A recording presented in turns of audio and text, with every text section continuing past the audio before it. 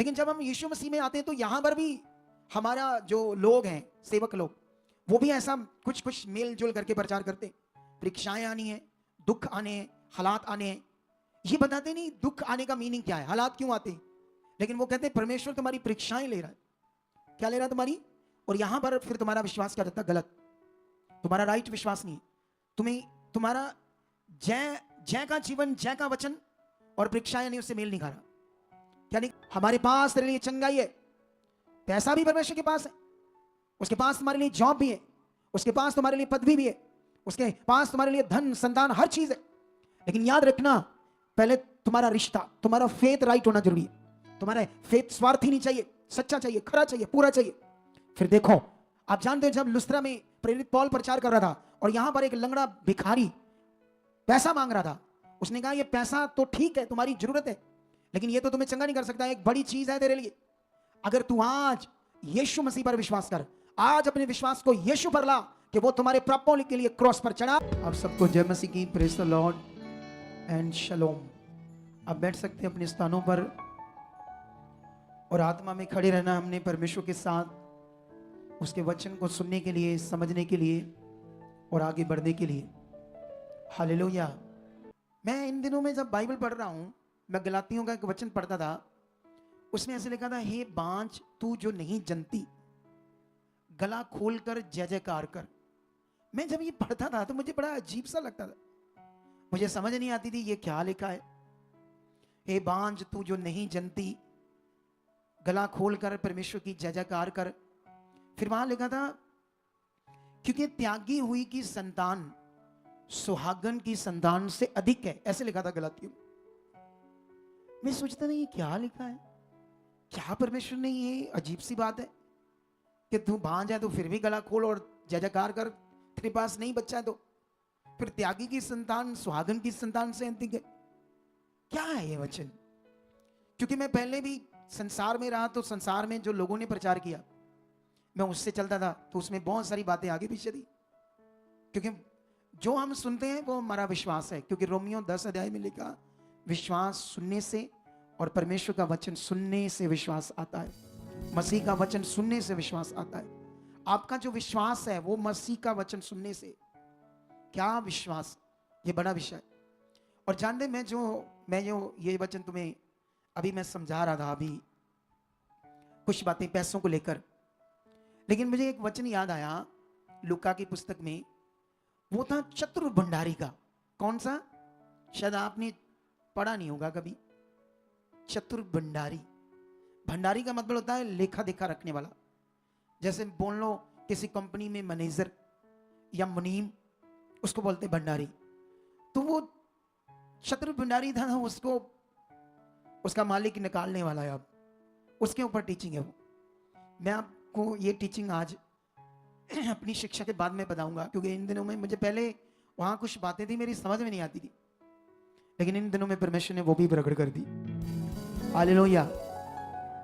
क्योंकि परमेश्वर कुछ बड़ा करना चाहता है अब मेरे द्वारा, और जब वो बड़ा करना चाहेगा ना, आप लोगों को भी वो खराब करने की कोशिश करेगा, आप लोगों को भी संगति से पीछे करेगा, आपको कभी आने नहीं देगा। कभी आपके दिमाग में ऐसे होगा, कोई नहीं थोड़ा बहुत ऑनलाइन देख लेते, क्या जाना संगति में। आपको मेरी बात समझ आ रही कि नहीं समझ आ रही? लेकिन ये जब मैं बढ़ूंगा ना परमेश्वर की इच्छा में, तो जो मेरे साथ लोग होंगे वो जबरदस्त आगे बढ़ेंगे। क्योंकि मेरे बढ़ने का मतलब तुम्हारा बढ़ना, तुम्हारा आगे जाना, तुम्हारी ब्लेसिंग, हर तरह से परमेश्वर तुम्हें ब्लेस करना चाहता है, स्पिरिचुअली, फिजिकली, हर तरीके से, ठीक है। लेकिन वापस हम उस टॉपिक पर आते हैं कि एक बंदा इतने पैसे लेता है, यहां तो मिलेंगे नहीं, तो फिर क्यों आया? सोचो, सोचना पड़ेगा ये बात को। ये है परमेश्वर की इच्छा जो परमेश्वर ने उसके मन में प्रकट कर दी। अगर परमेश्वर मन ना खोलता तो ये पॉसिबल नहीं था। आपको मेरी बात समझ आ रही? क्योंकि हमारी जिंदगी में पैसा बड़ा मकसद है, लेकिन मैंने ये सीखा है, आपकी जिंदगी में पैसे को लेकर परमेश्वर को आगे पीछे ना करना कभी। पैसों के चक्कर में परमेश्वर की इच्छा को आगे पीछे मत करना। एक दिन आएगा जो तुमने सोचा है संसार में इतना इतना, वो नंबरिंग के आगे फेल हो जाएगा तुम्हारी सोच से। ऐसा खुदा ऊंचा करता है वो। कितनों को बात समझ आई? ये मैंने खुद देखा अपने जीवन से। नंबरिंग को वो फेल कर देगा तुम्हारे सामने। तुम्हारी नंबरिंग होगा 50,000, 1,00,000, 2,00,000 तक, है ना। मैं ये दृष्टांत में समझा रहा हूं तुम्हें। मैं पैसे का लालच नहीं दे रहा, क्योंकि पैसा का लालच बड़ा खराब विषय है। लेकिन मैं तुम्हें वो इसलिए दृष्टांत दे रहा हूं, वो ऐसे कर सकता है, वो इतना ताकतवर है, वो इतना आगे लेकर जा सकता है। लेकिन तुमने कभी भी परमेश्वर के साथ 10 रुपए की भी हेरा फेरी नहीं करनी। अगर बोने का टाइम है, अपने बीज को बोना है, तो उसमें भी आपने हेरा फेरी नहीं करनी। आपने जब भी परमेश्वर के साथ चलना, खरा बनना है। अगर यहाँ सेवा करते हो आप, कोई भी आपका काम है, उसमें पैसे लेन देन हर चीज खरीद से रहना, उसमें कुछ भी बुद्धि मत लगाना, उसमें कुछ भी अपनी मर्जी या लालच मत करना। नहीं तो शैतान तुम्हें तुम्हारे बड़े मकसद से क्या कर देगा, दूर कर देगा। कितनों को बात समझ आ रही है? आज परमेश्वर ने उसे फिर से स्थिर किया। इसमें हमें एक शिक्षा समझ आती है, परमेश्वर की महानता, परमेश्वर का प्रेम। लेकिन गुनाहगार दो तरह के होते हैं बाइबल में। एक वो गुनाहगार जो शैतान की जुक्ति में अनजाने में फंस जाते हैं, तो गुनाह करते हैं, पाप करते हैं, अनजाने में फंस जाते हैं, ठीक है, परमेश्वर से क्षमा करता है। एक वो गुनाहगार होते हैं जो जानबूझकर, वचन भी जानते हैं, सब पता है ये गुनाह है, ये पाप है, पता होने के बावजूद जानबूझकर गुनाह करते हैं, पाप करते हैं। जानते हो परमेश्वर तो उनको भी क्षमा कर देगा, लेकिन जो वो कर रहे होंगे ना, उसका फल भी भोगना पड़ेगा। तकलीफ, परेशानी, बीमारियां, हालात, मुश्किल, कई तरह की तकलीफ फिर भोगनी पड़ेगी। परमेश्वर तो क्षमा कर देगा ऐसे ऐसे गुनाहगार को भी, क्योंकि उन्होंने जानबूझकर। बाइबल में एक जगह पर लिखा, तुमने जब यीशु मसीह को ग्रहण किया, बपतिस्मा ले लिया, और जब तुमने उसको ग्रहण कर लिया, बपतिस्मा ले लिया, फिर पाप करते हो तो यीशु मसीह को क्रॉस पर चढ़ाते हो। क्या करते हो? क्योंकि ये हम जानबूझकर करते हैं। क्योंकि एक व्यक्ति जब बपतिस्मा लेता है, यीशु मसीह को ग्रहण करता है, अपने पापों से तौबा करता है, वो ये सारा सोच समझ कर करता है कि अब मुझे पापी नहीं रहना, अब मुझे धर्मी बनना है, अब मुझे खुदा के साथ चलना है। फिर पाप करता है तो याद रखना, वो जानबूझ कर करता है, तो परमेश्वर तो उससे भी माफ कर देगा, लेकिन उसका बचाव नहीं होगा उस पाप से, उस गुनाह से। वो उसको भोगना पड़ेगा, तकलीफ में आना पड़ेगा, हालातों में रहना पड़ेगा। तो आपको बात समझ आई नहीं समझ आई? इस बात को आज से आपने सीखना है।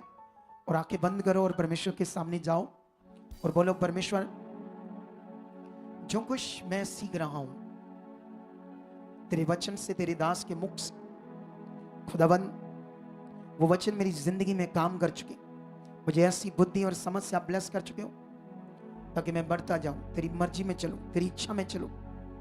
प्रार्थना करो, परमेश्वर जो वचन मैं सुनने वाला हूं उसके लिए आप मुझे बुद्धि समझ से ब्लेस कर चुके, आशीष दे चुके, बरकत दे चुके। ये वचन कोई चुरा नहीं पाएगा, क्योंकि मैं बढ़ूंगा, इस पर चलूंगा और अपने घराने को बचाऊंगा, खुद बचूंगा और घराने को बचाऊंगा और ब्लेस हो जाऊंगा। ऐसा आप कर चुके यीशु मसीह के नाम से, आमीन, हालेलुया।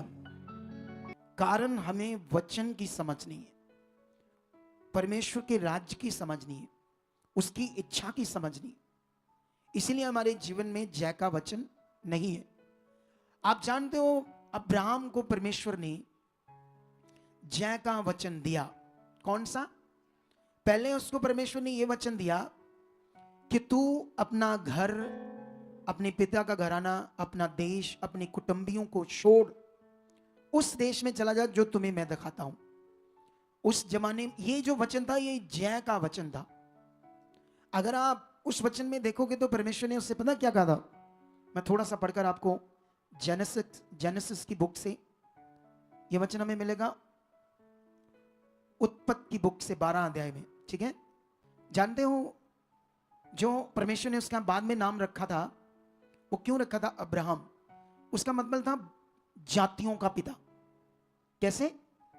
पहले उसके नाम का अर्थ था उन्नत पिता, बरकत का पिता, या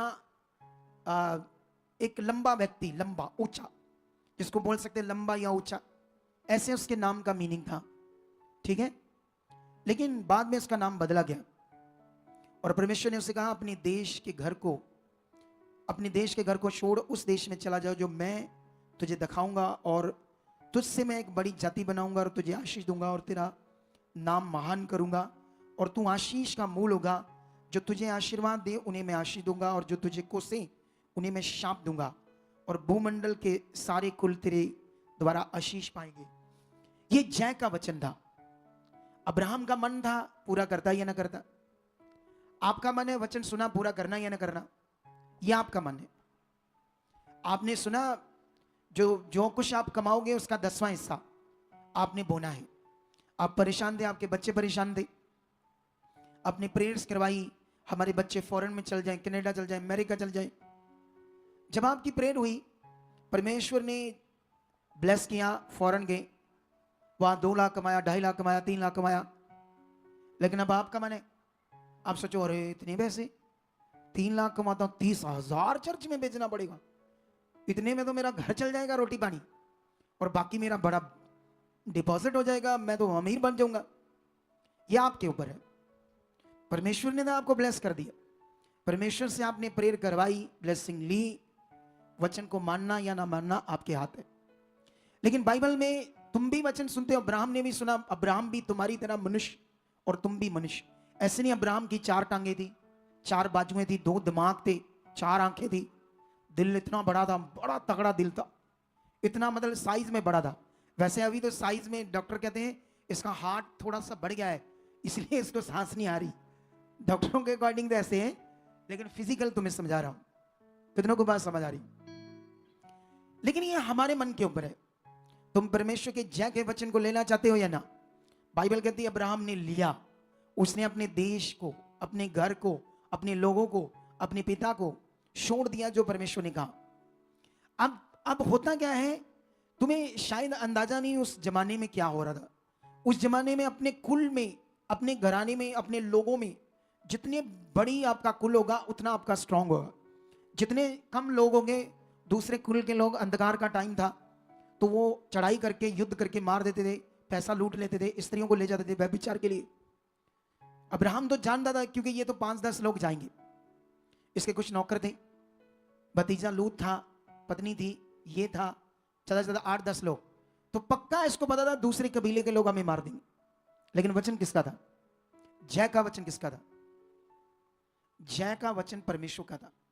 जब इसने पूरा किया तो बाइबल कहती इतना महान किया परमेश्वर ने, इसे इतना महान किया, इतना रिच किया, इतनी बरकत दी, और ये बोने भी लगा अपना 10वां हिस्सा। जब इसका पूरा आप हिस्ट्री पढ़ोगे, चेक करोगे इसके जीवन को, लेकिन मे भी 10 साल या कुछ साल आगे जाकर जो वचन इसने जय का पूरा किया उसकी तो बरकत इसको मिली।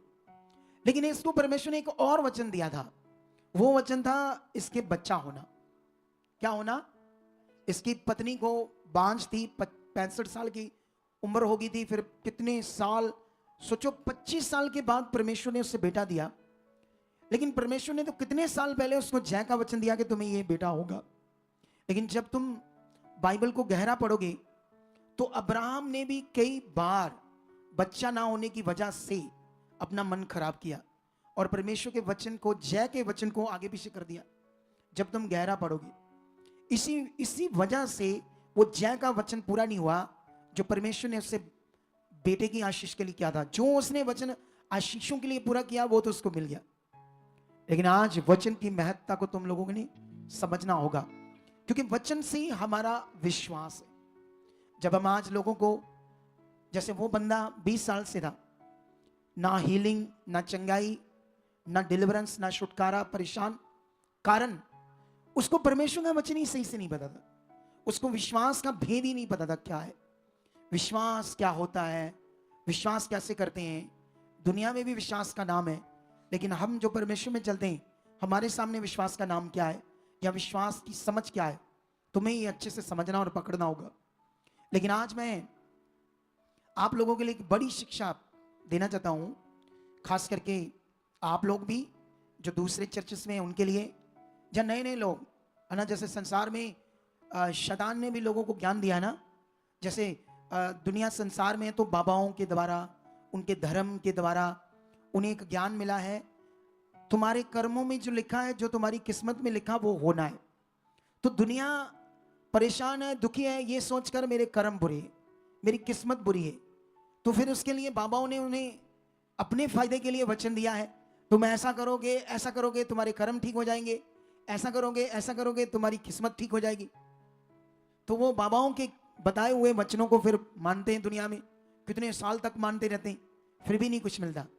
लेकिन इधर तो बहुत जल्दी परमेश्वर की ताकत को और सामर्थ को तुम लोग देखोगे अगर अपने आप को ठीक करोगे।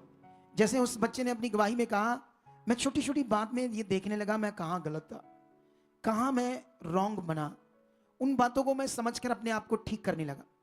कुछ लोग बड़ी बड़ी गलतियां करते हैं, कुछ लोग ईगो रखते हैं अपने अंदर। कभी ईगो मत रखो, किसी चीज का घमंड ना करो। बाइबल में लिखा अगर घमंड करना तो यीशु मसीह के क्रूस का करो। हालेलुया।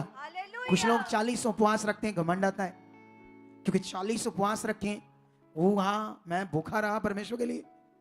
अपने कर्म से तुम परमेश्वर के सामने घमंड करते हो क्योंकि तुमने कर्म किया।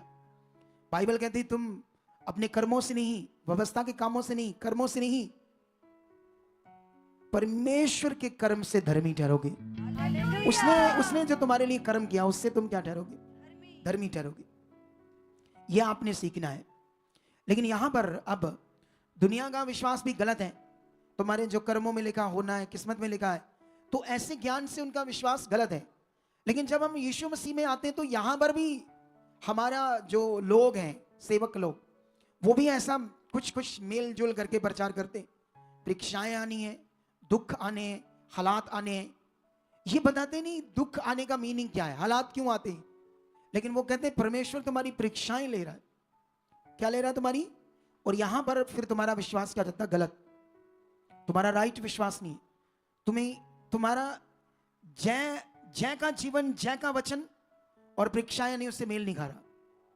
क्या नहीं कर रहा? ये परमेश्वर तुम्हें जय का वचन दे रहा है, हर वचन जय का।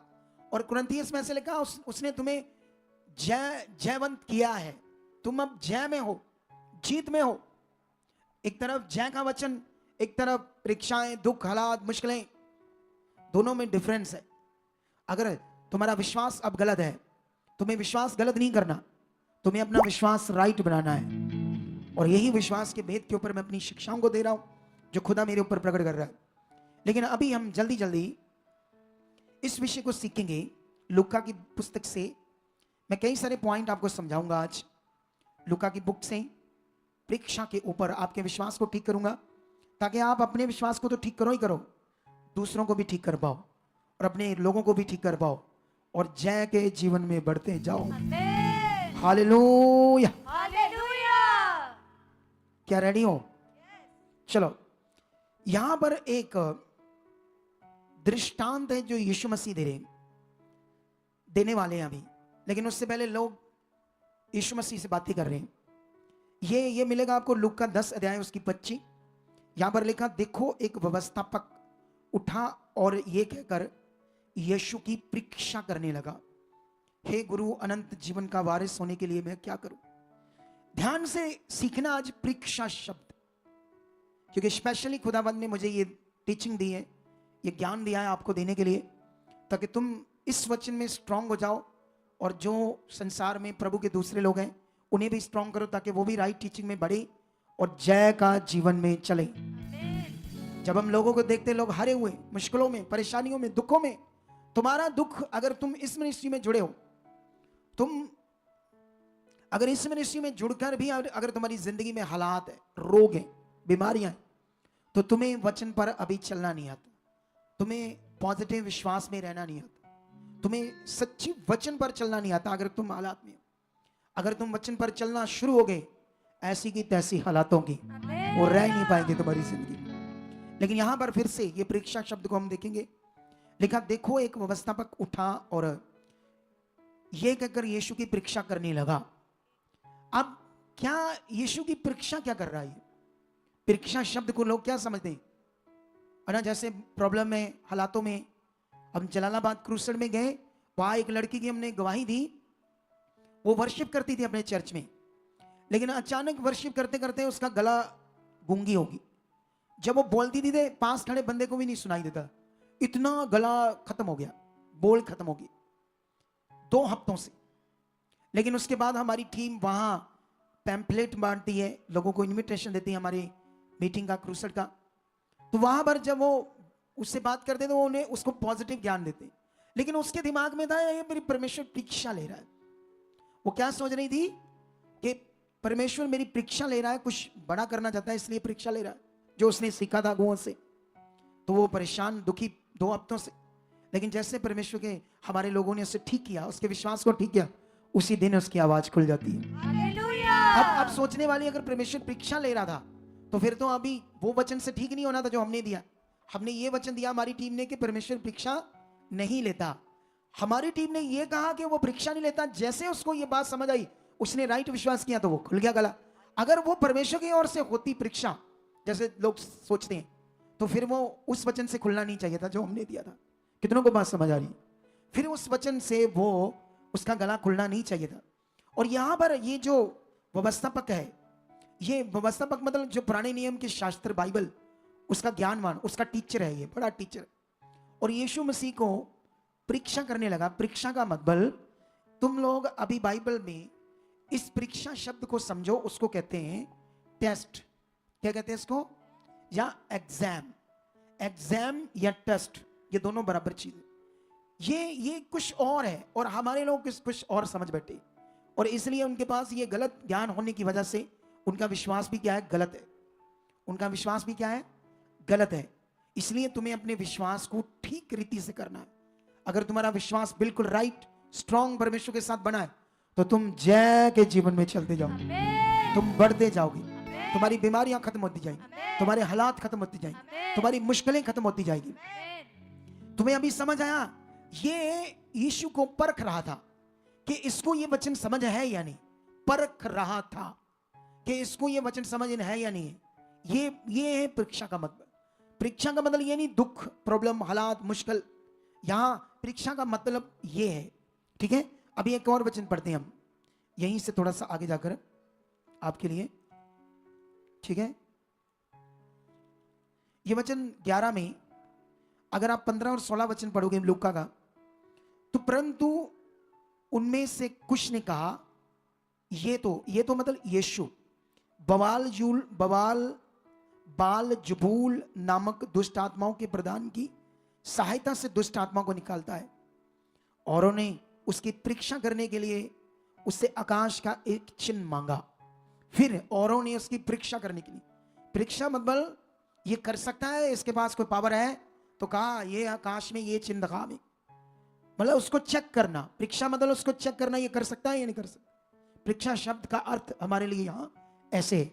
लेकिन अगर हम और थोड़ा सा आगे जाते हैं इसी में, लूका 16 अध्याय, तो यहां पर मैं एक वचन पढ़ रहा था, ये आपको मिलेगा 14 में, 16 में नहीं, 14 का अगर आप 15 से लेकर इसको कंटिन्यू पढ़ोगे 33 तक, नहीं 24 तक, तो यहां पर एक बड़े भोज का दृष्टांत है जिसमें एक राजा ने भोज दिया होता है, और जो इनविटेशन दिए हुए लोग, आमंत्रण लोग जिनको बुलाया गया था विवाह में, उस भोज में, लेकिन वो नहीं आए। तो उनमें से जब राजा ने कहा कि तुम जो बाजारों में जहां उधर उधर लोग हैं उनको ले आओ, अगर वो नहीं आए, तो यहां पर 19 में कैसे लिखा है, ऐसे लिखा, दूसरे ने कहा मैंने 5 जोड़े बैल मोल लिए हैं और उन्हें परखने जाता हूं, मैं तुझसे विनती करता हूं मुझे क्षमा कर दो, मैं भोज में नहीं आ सकता।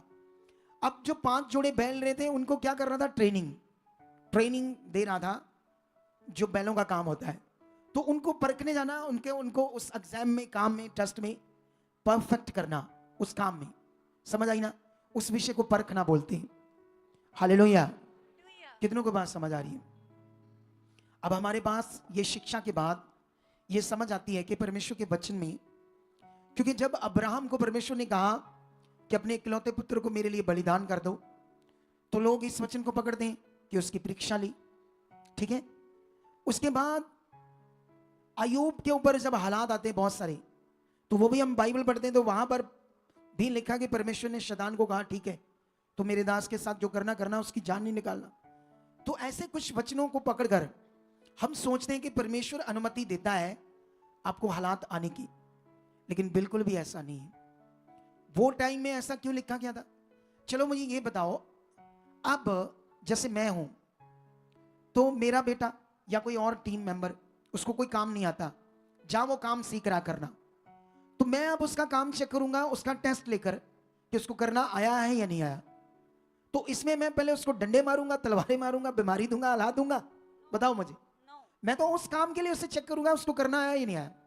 ठीक है, अब सोचो अब्राहम परमेश्वर पर विश्वास करता है और परमेश्वर ये चेक करना चाहता है कि मेरे ऊपर विश्वास करता है या नहीं। जो बेटा मैंने दिया उसको ये बलिदान करता है या नहीं करता। अब परमेश्वर को पक्का पता नहीं है। क्या नहीं पता? जैसे हम दुनिया में बहुत सारे भगवान है ना अलग अलग, तो उनकी कथा कहानियां सुनोगे तो उनमें तुम्हें ऐसी चीजें मिलेगी। उनको नहीं पता था, उनको ये नहीं चीज पता था कि ये ऐसा ऐसा है। तो दुनिया के भगवानों की ऐसी कहानियां हैं, ठीक है। लेकिन जो सर्वशक्तिमान परमेश्वर जिसके पास अब आप आए हो, तो अब जब आप आए हो तो ये सोचो, क्या परमेश्वर को ये पता था या नहीं पता था कि अब्राहम मेरे लिए अपने बच्चे को कुर्बान करेगा? आप ये कहोगे नहीं पता था उसको। दुनिया के भगवानों की तरह परमेश्वर को ये क्लैरिटी नहीं थी कि वो मेरे लिए अपना बच्चा कुर्बान करेगा, उसको पक्का पता नहीं था। ये परमेश्वर भी दुनिया की तरह एक भगवान है, उन्हीं की तरह ही है, ये नॉर्मल है। क्या आप ऐसा कहोगे? बोलो, कहोगे ऐसा? ऐसा नहीं है। ये परमेश्वर जानता था, उसको क्या पता नहीं है? परमेश्वर आने वाले दिनों में क्या होना पूरी दुनिया में वो भी पता है उसको। पता है या नहीं? तुम्हारे कौन सी मन की बात उसको पता नहीं। तुमने वचन पूरा करना है या नहीं करना उसको पता है।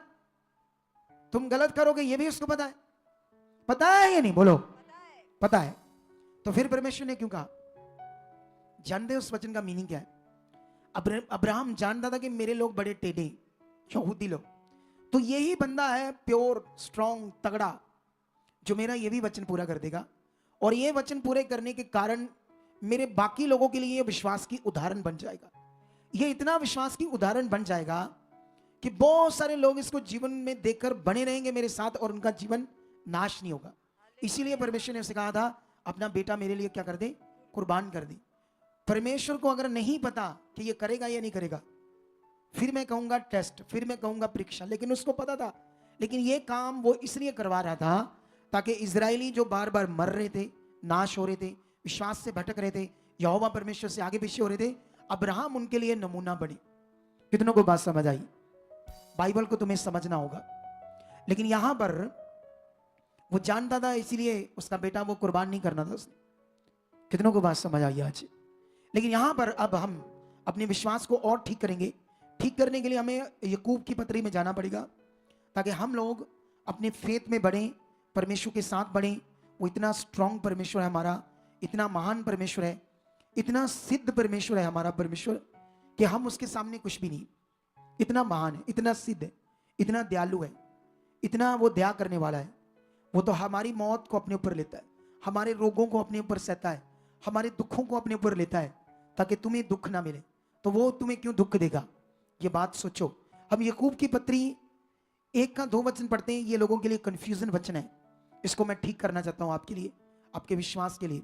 ठीक है, याकूब की पत्री 1 का 2 में लिखा, हे मेरे भाइयों, जब तुम नाना प्रकार की परीक्षाओं में पड़ो तो इसको पूरे आनंद की बात समझो। ठीक है, अब ये वचन एक स्पिरिचुअल लैंग्वेज में लिखा है, ऐसी फिगरेटिव लैंग्वेज में लिखा है जो तुम्हें समझना बड़ा उचित है। अगर तुम सामने सामने इसको समझोगे तो तुम्हें ऐसे लगेगा परमेश्वर तो ये बड़ी अच्छी बात कर रहा है।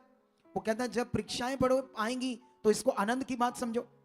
लेकिन अब इसको समझना होगा ये क्यों परमेश्वर ने कहा, ये वचन क्यों लिखा गया है आपके लिए। ठीक है, इसको थोड़ा सा आगे बढ़ते हैं। ये जान करके तुम्हारे विश्वास के परखे जाने से धीरज उत्पन्न होता है, पर धीरज को अपना पूरा काम करने दो कि तुम पूरे और सिद्ध हो जाओ और तुम में किसी बात की घटी ना रहे। हालेलुया।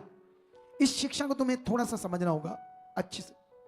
पहले मुझे यह बताओ, इस वचन के बाद क्या परमेश्वर तुम्हें सिद्ध करने के लिए, जैसे मेरे साथ टीम है, ये काम करती है प्रभु का, तो मुझे इनको अच्छा काम करवाने के लिए कोई बीमारी या दुख या हालात या डंडे मारने पड़ेंगे, इन्हें सिद्ध करने के लिए।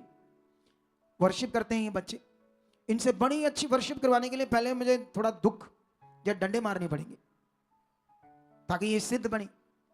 क्या ये शिक्षा है? बोलो, क्या मैं ऐसा करूंगा? अब सोचने वाली ये बात है कि अगर पास्टर किसी के साथ कुछ ऐसा करता है या गलती से मारता है उसको, तो दुनिया कहती है ये गलत है, ये पास्टर गलत है। तो परमेश्वर अगर उसको दुख देता है कहता वो ठीक है। अगर पास्टर भी मारता है गलती से या गुस्से होता है तो वो तो गलती से डांटता है उसको, वो ऐसा पास्टर करता है कुछ ज्यादा से ज्यादा डांटता है। इधर तो फिर आप सोच कर देखो, परमेश्वर तो उससे भी खतरनाक करता है कि नहीं करता है? उसी हिसाब से पास्टर डांटता है तो लोग कहते हैं क्यों डांटता है, क्यों ऐसे करते हो, ये सही पास्टर नहीं है, कुछ कहीं नहीं है। सब कुछ परमेश्वर के साथ है, सही से चलने से। Hallelujah, hallelujah. तुम कहीं भी चल जाओ, मैं कहता हूं तुम्हारी समझ में कोई बड़ा पास्टर है, चले जाओ, लेकिन याद रखना जब तक तुमने अपने आप को ठीक नहीं किया, जब तक तुमने अपने विश्वास को राइट ना किया, कुछ भी अच्छा नहीं होगा। मैंने हर मिनिस्ट्री के लोगों को टीच किया, मेरे पास हर मिनिस्ट्री के लोग आते हैं। ये परमेश्वर ने कहा कि मैं तेरे साथ हूं, चिंता मत कर, मैं तेरा परमेश्वर, तुम्हें संभालूंगा, तुम्हें जितवाऊंगा, फलवंत करूंगा, क्योंकि मैं तेरा परमेश्वर, मैंने तुझे चुना। इस कारण से आनंदित रहे हालातों में, जो भी शैतान तुम्हें देता है, जो भी शैतान तुम्हें गिराना चाहता है, हालात आते हैं, लेकिन मैं तेरे साथ हूं, डर मत, आनंद कर। सामने जो हालात है ना, मैं चकनाचूर कर दूंगा, तेरे सामने खत्म कर दूंगा, लेकिन तू इन बातों से आनंद बना के मेरे साथ खुदा है। इस वचन का ये महत्व है, ना कि वो महत्व है जो तुम गलत विश्वास कर रही। कितनों को बात समझ आ रही है?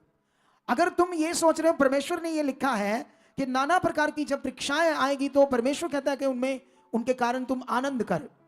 ओह, परमेश्वर कहता है आनंद कर, ये विषय नहीं है कि हालात में आनंद कर। वो कहता है हालात, तुम बताओ, अगर आप अपने बच्चे को दुख दोगे तो आपका बच्चा खुश रहेगा? आपका बच्चा गलतियां करता है ना, पाप करता, गलत करता, तुम मुझसे मारते हो तो उसको तो वो भी बुरा लगता है, गुनाह करने के बावजूद। जब आपका बच्चा गुनाह करता है, कुछ गलत करता है, तो तुम उससे मारते हो, तो वो आगे से क्या करता है? क्या करता है आगे से? क्या करता है आगे से? गुस्सा करता है या नहीं करता है? नहीं करता है। तो परमेश्वर तुम्हें कहता है मैं तुम्हें दुख दूंगा, टड मुंह, एक गिलास पाइए टीबी दा, एक ढिड पीड़ दा, एक हड्डियां खराब करने दा गिलास पाइए बीमारी दा। अरे क्या शिक्षा बन गई प्रभु में। प्रभु जो तुम्हारा दुख सहता है, तुम्हारे रोग सहता है, वो तुम्हें दुख नहीं देगा, लेकिन तुम्हें वचन पर चलना होगा सिद्ध बनने के लिए, आशीषित होने के लिए। जब तुम वचन पर चलोगे, शैतान तुम्हारा सामना करेगा, तुम्हें गिराने की कोशिश करेगा, तुम्हारे घर में कमजोर लोगों को वो यूज करेगा, उनकी जिंदगी में हालात लाएगा, या कुछ ऐसा करेगा जिससे तुम्हारा विश्वास खड़ा ना रहे, तुम परमेश्वर के साथ खड़े ना हो। ये सारा दुष्ट की ओर से होगा। तुम्हें ना, अगर कोई हालात मेरी जिंदगी में ना आए मेरी, तो मैं तो मुर्दे जिंदा कर दूं, लेकिन मुझे रोकेगा कौन मुर्दे जिंदा करने की? वो ऐसी चीजें करता रहेगा, शैतान कोशिश करता रहेगा, उसको मार पड़ेगी, मेरे पास आने से उसको आग लगेगी, वो आग सहकर, दुख सहकर, पीड़ा सहकर भी अपनी कोशिश करता है। जैसे चोर डाकू जब चोरी करते तो आसान है उनके लिए चोरी करना, उनको रिस्क है मौत का, पुलिस की गोली का, वो रिस्क लेकर भी नुकसान करते हैं, क्योंकि वो चोर है, उनका काम है, डाकू है, पुट्ठा काम है, शैतान के बंदे हैं। इसी तरह से शैतान बड़ा रिस्क लेकर, दुख सहकर, क्योंकि परमेश्वर की आग मेरे साथ है, पावर, उसकी पावर भी बोलते जो शैतान को आग लगती है, लेकिन वो पीड़ा सहकर भी आपको नाले, उसको पीड़ा सहने की इतनी जरूरत नहीं। हम पहले ही कहते हैं आजा आजा आजा शैतान जी, आ जाओ, असी तेरे ही हैं भाई, असी बनना ही नहीं पूरा परमेश्वर का। कितना लोगों की जिंदगी को चेक करो, जानबूझकर रोज वो करते हैं जो शैतान चाहता है, करते जाते रोज जो शैतान चाहता है, तो फिर तो वो आपको आगे पीछे टेढ़ा मेढ़ा करता रहेगा, और दिमाग आपका लगा दिया परमेश्वर करता है, आपका विश्वास गलत कर दिया है। तुम्हें ठीक करना होगा अपने आप को, ऑप्शन कोई नहीं आपके पास ब्लेस होने के लिए कोई दूसरी ऑप्शन नहीं। ऐसा नहीं फलाने पास्टर के पास मैं जाऊंगा, उसके पास वो अनॉइंटिंग ऑयल बड़ा है, उसके पास अनॉइंटिंग रुमाल बड़ा है, वो मिल गया तो मेरा भला हो जाएगा, ऐसा कुछ नहीं है। तुम्हें अपने आप को राइट करना है, सही करना है, ये बात सीख लो। लेकिन अभी यहां पर तुम्हें समझ आ गई। आनंद इसलिए कहा क्योंकि अब आप जानते हो जब प्रेरित पौल के सामने हालात थे तो उसने 3 बार विनती की कि उसने कहा, मैंने 3 बार परमेश्वर से कहा कि ये जो शैतान का एक दूत मुझे गुस्से मारता है, इसे मुझसे दूर कर। क्योंकि वो जो वचन है ना, तुम्हें समझना होगा वो क्या था। वो लोग थे, लोग जो उसे दुखी कर रहे थे, शैतान खड़े कर रहा था। ऐसे लोगों को, पौलुस को रोकने के लिए, वो शैतान का दूत नहीं था, ये भी लोगों के दिमाग में गलत वचन है, लेकिन लोगों के दिमाग में गलत वचन से गलत विश्वास है उनका परमेश्वर के ऊपर, ठीक है। लेकिन यहां पर वो कहता, मैंने 3 बार विनती की, लेकिन परमेश्वर ने मुझे कहा मेरा अनुग्रह ही तेरे लिए बहुत है, चिंता मत कर। मैं निर्बलता में अपनी सामर्थ को सिद्ध करता हूं। जो निर्बलता है, जो हालात है, उनमें मैं तुम्हें अपनी सामर्थ की तरह सिद्ध करके दिखाऊंगा, चिंता मत कर। यही वो बात है, यही वो बात है कि मैं तेरे साथ हूं, चिंता मत कर, आनंद कर, मैं तेरे साथ हूं। जितने मर्जी हालात हो, तुम्हें निकाल दूंगा हालात से, तुम्हें मैं बढ़ाऊंगा, तुम्हें बरकत दूंगा, ठीक है। लेकिन ये इस वचन से थोड़ा सा और आगे पढ़ते हैं, 12 वचन पढ़ते, क्या लिखा। धन्य है वह मनुष्य जो परीक्षा में स्थिर रहता है, क्योंकि वह खरा निकलकर जीवन का वह मुकुट पाएगा जिसकी प्रतिज्ञा प्रभु ने अपने प्रेम करने वालों से की है। यहां पर परमेश्वर कहता है धन्य है वह मनुष्य जो परीक्षा में स्थिर रहता है। इस शिक्षा से ऐसे लग रहा है हमें, क्योंकि ये स्पिरिचुअल शिक्षा है। परमेश्वर के लिखने का अंदाज इतना स्पिरिचुअल है, हमें ऐसे लग रहा है जैसे परमेश्वर दे रहा है परीक्षा। अंदाज ऐसा है परमेश्वर की बात करने का, स्पिरिचुअल अंदाज है, फिगरेटिवली। लेकिन यहां पर ये सीखो, परमेश्वर ऐसे बात इसलिए कर रहा है कि जो शैतान आपके विरोध में खड़ा होगा आपको गिराने के लिए या आपको पाप में डालने के लिए, लेकिन तुमने पाप में नहीं गए, गलत नहीं किया, दुख सहा, कुछ भी किया, उस सारी पीड़ा में, हालात में, जितना भी हालात है, चाहे आपके घर में किसी आपके मेंबर के द्वारा, पिता के द्वारा, पत्नी के द्वारा, बच्चों के द्वारा, भाइयों के द्वारा, बहनों के द्वारा, किसी के द्वारा भी, लेकिन उस दुख में, उस परेशानी में तुम खड़े रहे परमेश्वर के साथ, वचन पूरा करते रहो। तो बाइबल कहते फिर तुम खरे निकले, तुम खरे थे, वफादार थे, हालात में भी मन खराब नहीं किया, तो फिर तुम जीवन का भय मुक्त पाओगे जो परमेश्वर ने प्रतिज्ञा की। लेकिन 13 से स्टार्ट क्लियर कर देता है परमेश्वर, बात को अच्छे से क्लियर कर देता है। जब किसी की परीक्षा हो तो वह ये ना कहे कि मेरी परीक्षा परमेश्वर की ओर से होती है, क्योंकि ना तो बुरी बातों से परमेश्वर की परीक्षा हो सकती है और ना वह परमेश्वर किसी की परीक्षा आप करता है, परंतु प्रत्येक व्यक्ति अपनी ही अभिलाषा से खिंचकर और फंसकर परीक्षा में पड़ता है। हम खुद के कारण, हमारी जिंदगी में हालात आने का कारण हम खुद है, क्योंकि हम मनुष्य, पाप हमारे खून में, हम संसार में, हमारे अंदर कई प्रकार की अभिलाषाएं, तो वहां पर लिखा अभिलाषाओं में फंसकर हम परीक्षा में पड़ते।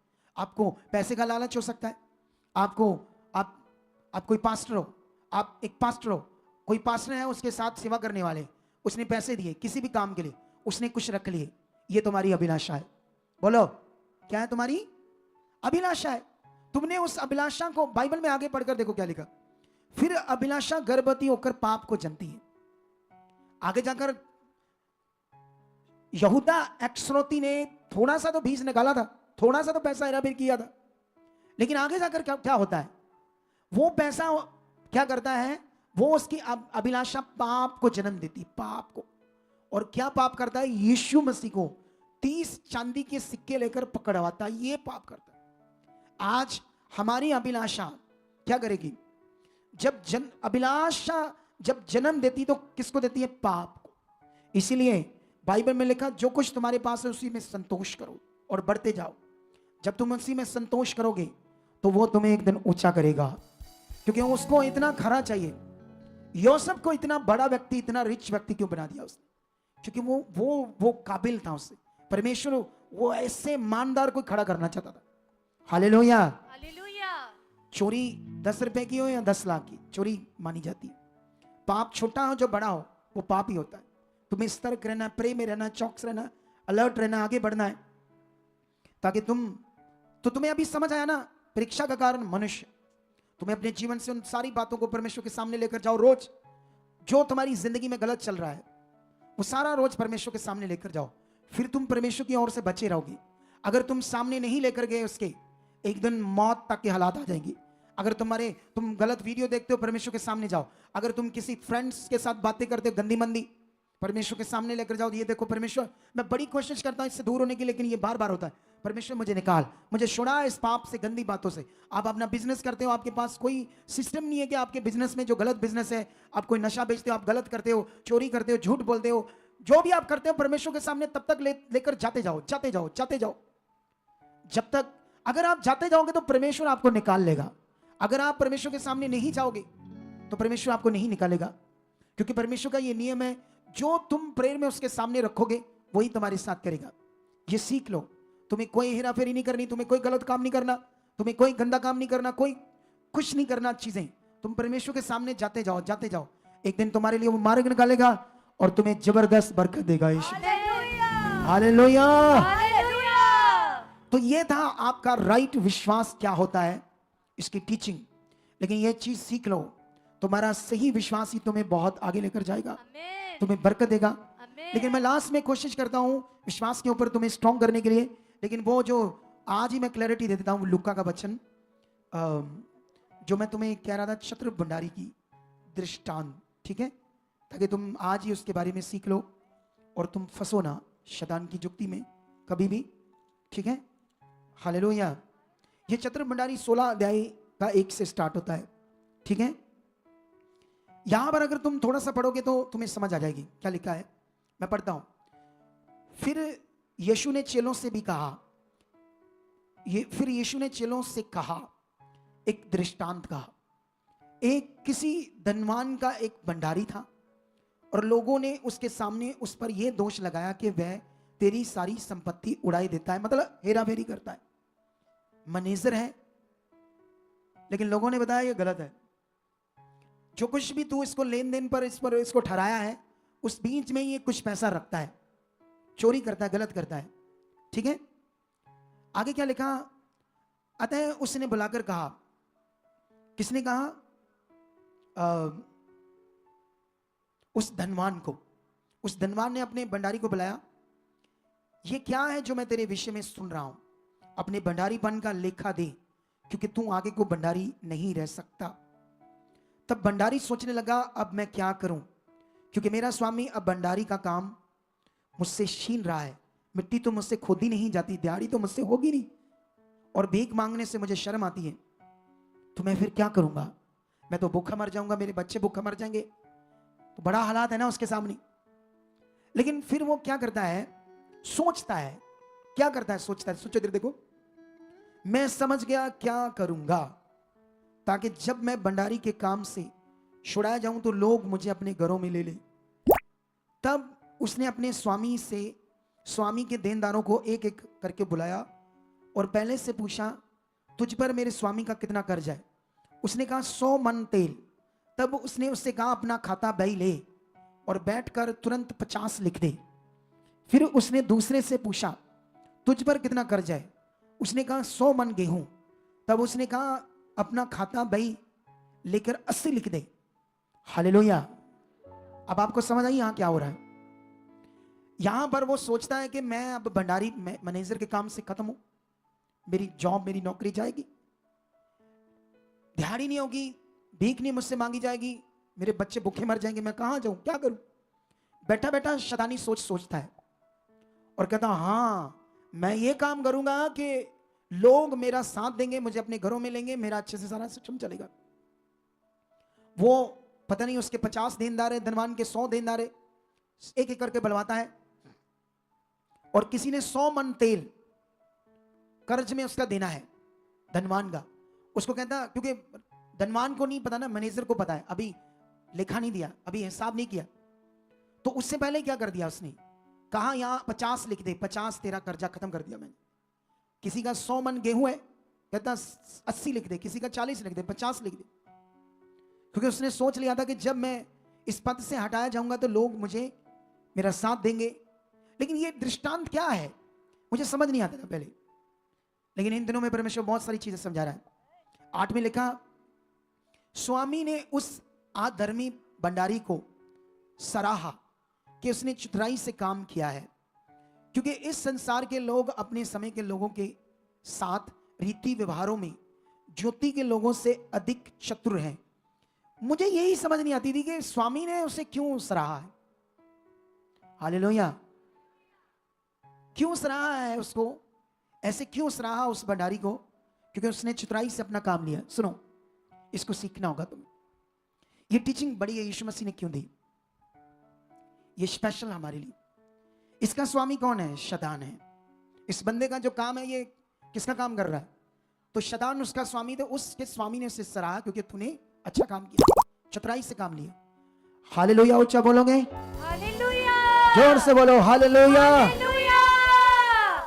लेकिन यीशु मसीह ने कहा, संसार के लोग शैतान के गुलाम, रीति व्यवहारों में ज्योति के लोग जो हैं, परमेश्वर के ज्योति के लोग, उनसे ज्यादा चतुर चालाक। इसका मीनिंग यह है कि हमने चतुर चालाक बनना है तो वो शैतान की इच्छा है। हमें बनना है सिद्ध, हमें बनना बोले, हमें चलना परमेश्वर की इच्छा में। क्योंकि छोटी छोटी जो हेरा फेरी है वो शैतान की इच्छा है। वो आपको मारेगी एक दिन, आपके पद से आपको निकालेगी, क्योंकि एक दिन पकड़े जाएंगे। दुनिया में कभी कोई हेरा फेरी, दुनिया कहती 100 दिन साध का, एक दिन चोर का। ये उदाहरण सच्ची बनी है। जो तुम करोगे, बाइबल में यीशु मसीह ने कहा, कुछ शिफा नहीं जो सामने नहीं आएगा। बोलो, कुछ शिफा नहीं। तुम यहां मिनिस्ट्री में आते हो, कुछ गलत करते हो, पाप करते हो, कुछ छिपा नहीं सकते जो सामने नहीं आएगा। जो तुम करोगे वो एक दिन सामने आना है। तो इसीलिए हमें वो करना जो हमें परमेश्वर ने कहा। हमें पाई पाई रत्ती रत्ती में वफादार रहना, खड़े रहना, पूरे रहना। हमें ज्योति में बढ़ना है। क्योंकि दुनिया में जो संसार के लोग हैं, कितना भी उनके पास पैसा है, कितनी भी चीजें हैं, क्या उनका वो पैसा, दुनिया में कोई भी काम है, दुनिया में कोई भी काम क्या बिना हेरा फेरी के हैं? जितनी भी ऑयल कंपनी, रिफाइंड कंपनी जहर बेच रही, खाने पीने की चीजें बह रहे। मैंने थोड़े दिन पहले मैं अपने घर में मेरी वाइफ ने कहा, मैंने कहा ये सरसों का तेल है? कहती हाँ।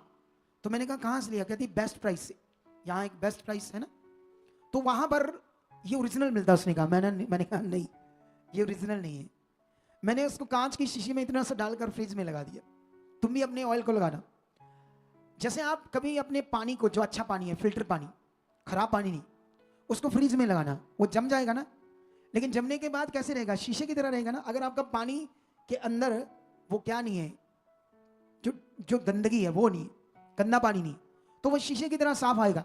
अगर आपका ऑयल है, जम जाएगा। ज्यादा वो उसका जो ठंडक टेम्परेचर है, ठंडा वाला, आप समझते हो ना, उसमें रखोगे तो वो भी तेल जम जाएगा। उसको जमाने के लिए कम से कम -20 डिग्री चाहिए। नॉर्मल तो वो जमेगा नहीं, नॉर्मल ठंडी से, लेकिन शीशे की तरह रहेगा वो तेल। लेकिन जब मैंने सुबह देखा तो वो ग्रीस था, ग्रीस की तरह। सोच कर देखो, वो जहर था। और ये संसार के लोग हैं, रीति व्यवहारों में, अपने कामों में चतुर है। अपना बिजनेस पैसे के लिए ना तो वो खुद अपने आप को बचा सकते, ना अपने बच्चों को बचा सकते। उन्होंने नाश होना है, क्योंकि उनके पास परमेश्वर नहीं है। परमेश्वर जैसा कोई परमेश्वर उनका बनाया बुनाया है, लेकिन वो एक्चुअल परमेश्वर नहीं है। अगर वो एक्चुअल परमेश्वर होता तो उन्हें रोकता, उनको ज्ञान देता, उन्हें जानकारी देता, उन्हें छूता, उन्हें बदलता। यहां वाला जिंदा परमेश्वर हमें बदलता है। अगर हम बदलना चाहते हैं, अगर हम जो वचन सुनने उस पर चलना चाहते हैं, तब वो बदलेगा। तुम प्रेयर करने लगे हो, तुम अपनी अंगीकार करने लगे हो, मुझे गंदा जीवन नहीं जीना, मुझे तेरे साथ चलना, मेरे तेरी इच्छा पूरी करनी है, मुझे पैसा नहीं, तू चाहिए। अगर तू चाहिए तो वो पैसा भी देगा। यूसुफ को पैसा नहीं चाहिए था, परमेश्वर चाहिए था, उसकी इच्छा चाहिए थी। उसने उठाकर उसे प्रधानमंत्री बना दिया। हालेलुया। दाऊद को पैसा नहीं चाहिए था, चीजें नहीं चाहिए थी, उसको परमेश्वर चाहिए था, उसका प्यार चाहिए था, उसकी इच्छा चाहिए थी।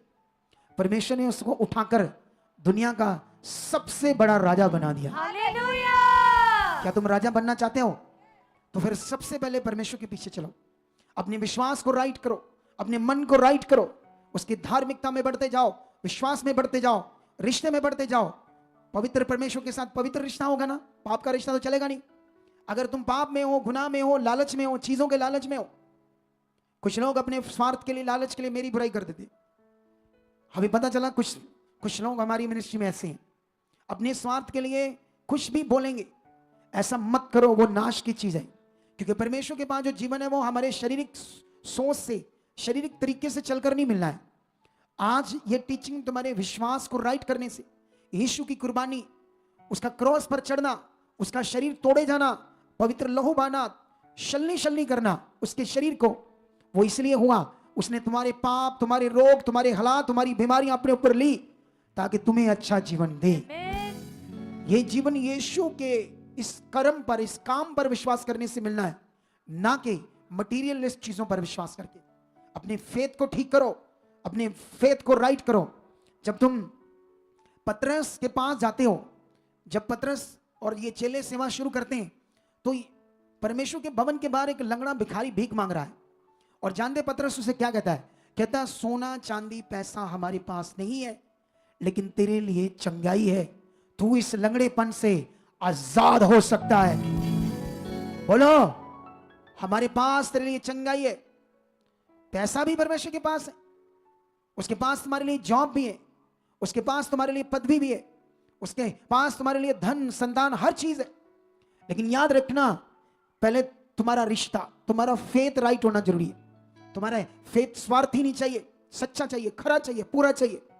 फिर देखो, आप जानते हो जब लुस्त्रा में प्रेरित पौल प्रचार कर रहा था और यहां पर एक लंगड़ा भिखारी पैसा मांग रहा था, उसने कहा ये पैसा तो ठीक है, तुम्हारी जरूरत है, लेकिन ये तो तुम्हें चंगा नहीं कर सकता। एक बड़ी चीज है तेरे लिए, अगर तू आज यीशु मसीह पर विश्वास कर, आज अपने विश्वास को यीशु पर ला कि वो तुम्हारे पापों के लिए क्रॉस पर चढ़ा। तुम क्या समझते हो? अगर तुम यीशु मसीह में चलते हो, मैंने आज तुम्हें बताया दो तरह के पापी, दो तरह के गुनाहगार हैं। एक वो गुनाहगार जिन्हें परमेश्वर, जो अनजाने में पाप करते हैं, दुष्ट की जुक्ति में फंसकर पाप करते हैं, परमेश्वर उन्हें क्षमा कर देता है, उन्हें बचाता है। एक वो गुनाहगार है, वो पापी है जो रोज रोज जानते हैं ये पाप है, ये गुनाह है, फिर करते हैं, परमेश्वर उन्हें भी क्षमा कर देगा, लेकिन उस पीड़ा का, उस दुख का जो पाप के कारण आनी है, उसे नहीं वो रोकेगा। माफ तुम्हें कर देगा, लेकिन वो पीड़ा, वो दुख, वो हालात, वो बीमारियां, आप जानते हो बाइबल में लिखा कि जो परमेश्वर का दास है वो एक ही पत्नी का पति चाहिए। जहां जो भी परमेश्वर में बलीवर तक, वो एक पत्नी का पति चाहिए, एक पत्नी है, एक ही पति चाहिए, दूसरा नहीं चाहिए। दूसरा है तो व्यभिचार है, और व्यभिचार से परमेश्वर को नफरत है। सुने दे ध्यान से, लेकिन बाइबल कहती है, सुने दे, देखो ध्यान से, जो मैं तुम्हें समझाने वाला हूं, ये बात अगर तुम ये सीख लोगे तो तुम्हारे लिए बड़ी बरकत आएगी। तुम जानते हो, मैं जिस पास्टर के पास गया और बपतिस्मा लिया, मैंने ये बपतिस्मा लिया था 2003 में, 2002 में आया, 2003 में मैंने बपतिस्मा ले लिया। जिस पास्टर से मैंने बपतिस्मा लिया था, मैं उसे बड़ा मानता था, क्योंकि वो अमृतसर में संडे, मंडे, वेडनेसडे 3 दिन रहता था। ठीक है, 3 दिन संडे की संगति उनकी इकट्ठी थी, बुधवार की उसकी मेन संगति थी अपनी, मैं बुधवार की लेता था। ठीक है, उसके बाद बुधवार ही वो अभी संगत वही है, खाना खुना माड़ा मोटा चाय पानी चल रहा है, वो बैग पकड़ता था और वहां से चलता था। तो मैंने पूछा, ये पास्टर जी कहाँ जाते? कहते हैं इनकी जैसे यहाँ कलीसिया ऐसे लुधियाना में। बहुत साल बाद मुझे पता चला उसकी वहां एक दूसरी पत्नी है, उसके पास जाता था। जानते हो, 6 फुट लंबा था पास्टर, लंबा चौड़ा जवान। लास्ट में 53 साल की उम्र में पैरालाइज हुआ, रड़क रड़क पर मंजे पर मरा, क्योंकि उसने परमेश्वर के वचन को तोड़कर पाप किया था। एक ही पत्नी के साथ वफादार नहीं रहा, वचन तोड़ा था। कितनों को बात समझ आ रही है? इसलिए तुम्हें ये वचनों को आम नहीं समझना है। कितनी बरकत चाहिए, कितनी आशीष चाहिए, कितना ऊंचा जाना चाहते हो, कितनी बरकत पाना चाहते हो, खुदा वो तुम्हें दूंगा। बाइबल में वो कहता, पैसे तो नहीं है लेकिन तेरे लिए जीवन है। तू ये पकड़ कर बैठा, पैसा तेरी जरूरत है, तेरे पैसे के कारण तुम्हें घर चाहिए, रोटी चाहिए, चीजें चाहिए, स्कूल बच्चे हैं, फीस चाहिए, लेकिन याद रखना, ये जो पैसा है ये तुम्हें जीवन तो नहीं दे सकता, लेकिन तुम्हारा सही विश्वास आज तुम्हें इस लंगड़ेपन से आजाद कर सकता है। उसने अपना मन फिराया, और जैसे मन फिराया और उन्होंने कहा, यीशु नासरी के नाम से उठ खड़ा हो जा, और बाइबल कहती जन्म का लंगड़ा खड़ा हो गया। हालेलुया। अगर जन्म का लंगड़ा खड़ा कर सकता है परमेश्वर की सामर्थ, तो तुम्हारा ये पेट का रोग क्या है, तुम्हारी गांठ क्या है, तुम्हारे ये छोटे छोटे हालात क्या है, कुछ भी नहीं। तुम्हें बढ़ना होगा अपने फेथ में। तुम्हारा फेथ परमेश्वर को खुश करता है। बाइबल में कहीं भी नहीं लिखा कि आपका उपवास आपको खुश करता है। बाइबल में लिखा तुम्हारा विश्वास परमेश्वर को खुश करता है, क्योंकि उपवास एक रीति है, विश्वास एक धार्मिकता है। विश्वास सबसे बड़ा विषय है, जो दुनिया में अलग अलग जगह पर लोग विश्वास करते हैं, लेकिन तुम सारे विश्वास को हटाकर अपने विश्वास को अब राइट किस पर करते हो? परमेश्वर के ऊपर करते हो। तुम्हारा विश्वास तुम्हारी धार्मिकता है। इसीलिए परमेश्वर ने तुम्हारे विश्वास से कहा तुम परमेश्वर को प्रसन्न करते हो, और वचन में लिखा धर्मी जन विश्वास से जीवित रहेगा।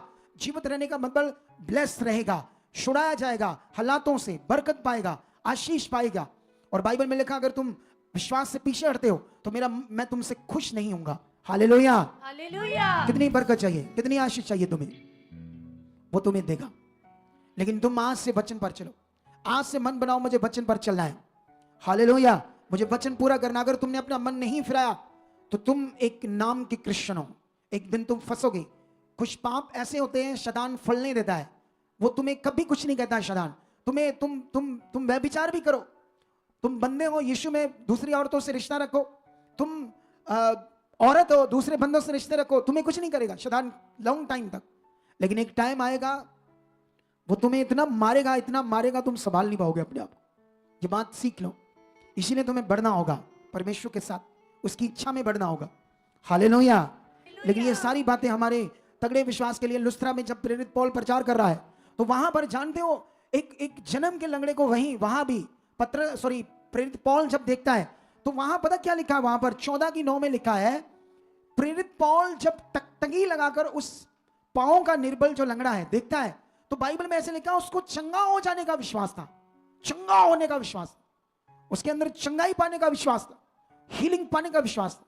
अगर यह विश्वास तुम्हारे अंदर भी है तो तुम आज चंगाई पाकर जाओगे, तुम आज हील होकर जाओगे, तुम आज गवाही देकर जाओगे। आज हम एक गवाही सुन रहे थे, एक बच्चे की पांव की हड्डी टूट गई, एक्सीडेंट हो गया, वो प्रभु में थे, कहीं और जाते थे, लेकिन उनके पास राइट फेथ, राइट शिक्षा नहीं थी। उसका पता नहीं क्या लगता था जो साथ लेकर आया, चाचा लगता था, क्या लगता था, है चाचा लगता था, चाचा भतीजा। तो वो उसको लेकर आता है, वो इधर बैठा है। जब मैं मास प्रेयर करता हूं परमेश्वर उससे छूता है, उसकी हड्डी को छूता है, हड्डी जुड़ जाती है। जो चलता नहीं था, हड्डी टूटी थी, स्वेलिंग थी, बुरा हाल था, एक्सरे में हड्डी टूटी आई है। देखो वो उसमें गहरा जख्म भी बना हुआ था, सारा 3 दिन में सूख जाता है और उसी दिन वो छुआ जाता है, उसी दिन वो उसकी हीलिंग होती है बैठे बैठे। लेकिन वो गवाही नहीं देता उस दिन, आज देता है। अगर तुम्हारी गवाही बनती है तो खड़े होकर उसकी महिमा करो, खुशी से, आनंद से, तुम्हारी और गवाहियां बनेगी। तुम एक गवाही का बीज बोते हो तो वो तुम एक बीज बोगे, गवाही का 10 काटोगे। अगर तुम एक ही नहीं बोगे तो अगला बीज उगेगा कैसे गवाही का। तुम्हें अपनी गवाहियां खुशी से बोनी है, तुम्हें बरकत आएगी। तो रेडी हो जाओ इस वचन के द्वारा। जब लुस्त्रा में उसको चंगा हो जाने का विश्वास था तो बाइबल में लिखा, प्रेरित पौल ने जब देखा तो उसको कहा खड़ा हो जाओ अपने पैरों पर। तो वो पहले ही चंगा होने का विश्वास था। बाइबल कहती जैसे उसने ये पकड़ा तो पावर ने काम किया, पावर ने जैसे उसके लिए वचन खड़ा हो, वचन खड़ा हो, वचन मेरे ध्यान से, चौकसी से रिसीव किया, तुम चंगाई पाओगे, तुम बरकत पाओगे, आशीष पाओगे, तुम्हारे मसले हल हो जाएंगे। लेकिन उस वचन से जो मेरे मुंह से आएगा, जो वचन तुम्हें आज परमेश्वर ने दिया, फेथ के ऊपर, पवित्रताई के ऊपर, इन सारी बातों के ऊपर, विश्वास के भेद को समझना है। परीक्षाएं क्या है, बहुत प्रचार है इसका, लेकिन आज मैंने तुम्हें सही फेथ करना सिखाया। क्यों यीशु तुम्हें दुख देगा, वो नहीं देता है। इधर मसला कुछ और है लेकिन ठोका गलत खिचड़ी मिचड़ी कर रहे हैं हमारे लोग अपनी।